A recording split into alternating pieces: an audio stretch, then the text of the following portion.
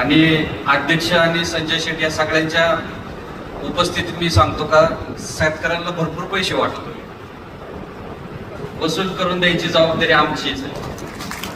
कारण आम्ही पण आता भरपूर पैसे देणार आहे ऊसाच्या माध्यमातून. संजय शेट तुम्ही सांगितलं का बाबा आपण एक्सपेन्शन केलं अतुल शेट, आणि नक्कीच तुम्हाला सांगतो का आता आपण जास्त क्रशिंग करणार आहे, कमी दिवसामध्ये कारखाना चालवणार आहे आणि शेतकऱ्याला जास्त पैसे देणार आहे.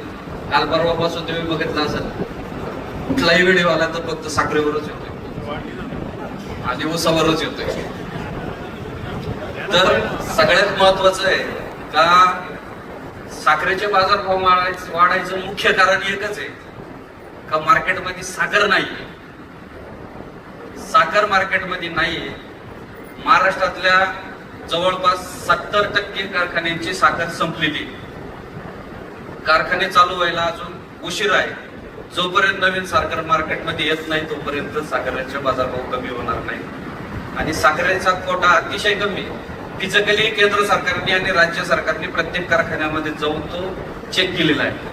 एकही पोतं कुठल्याही व्यापाऱ्याकडे आणि कारखान्याच्या गोडाऊनमध्ये शिल्लक राहणार नाही याची जबाबदारी आता महाराष्ट्र सरकारने आणि शासनाने त्या ठिकाणी घेतली. रोज आम्हाला कुठला ना कुठलं तरी पत्र कुठल्या गोडाऊनमध्ये किती साखर आहे. आपल्याकडे पण काही साखर शिल्लक नाही, 1 लाख 1.5 लाख 1.25 लाख पोती आपल्याकडे फक्त शिल्लक राहिली. त्याच्यातून खूप काही असा फायदा आपल्याला होणार आहे असं कळलं नाही. पण भविष्य काळामध्ये साखरेचे बाजारभाव असेच राहावा अशी खरं तर आपली सगळ्यांची अपेक्षा आहे.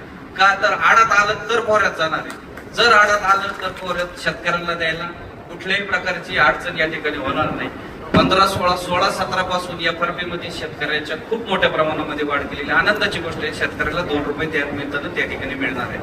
परंतु साखरेच्या दरामध्ये कुठल्याही प्रकारची MSP मध्ये सरकारने वाढ दिली नाही. ती 3100 रुपये त्या ठिकाणी आहे. ती जर आताच्या काळामध्ये 50 रुपये 45 रुपये जर केली तर शेतकऱ्याला 5,000 पेक्षा जास्तीचा बाजारभाव या निमित्तानं या ठिकाणी देता येईल. आणि ज्या वेळेला त्याचा ऊस आपल्या कारखान्यात काढला जाईल त्यावेळेला सोसायटीची वसुली 100% करून द्यायची जबाबदारी आमची या निमित्तानं. त्यामुळे तुम्ही शेतकऱ्याला भरपूर पैसे द्या. नक्कीच मला असं वाटतं का सातत्याने PDCC बँकेच्या माध्यमातून तुम्ही सर्व संचालक मंडळी अध्यक्ष असेल सातत्याने शेतकऱ्यांना त्या ठिकाणी पैशाची उपलब्धता करून देऊन ही संस्था मोठ्या खरं तर आज भारतामध्ये 1 नंबरला आणि पुणे जिल्ह्यामध्ये सातत्याने आपल्या सगळ्याच्या सेवेसाठी काम करत असते.